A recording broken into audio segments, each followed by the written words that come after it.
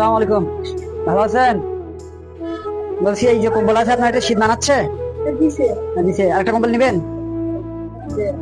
দিব আলহামদুলিল্লাহ। আল খারিজ না না, আমরা একটা কম্বল দিব। আল খারিজ মানবিক সংগঠন পক্ষ থেকে আপনারা একটা কম্বল দিব, নিবেন?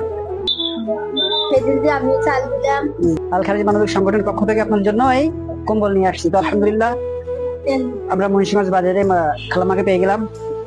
তো এই কনকনে শীতের মধ্যে আমরা একটি ব্যতিক্রম ধর্মী প্রোগ্রাম করতে চলেছি। তো কম্বল পেয়ে কি আপনি খুশি? ভালো লাগতেছে? কি দিতে হবে? 1.5 মাসের পর দিতে হবে। কার কাছ থেকে নিবেন? আমার কাছ থেকে। কে নিবে? আপনারা, তোমরা।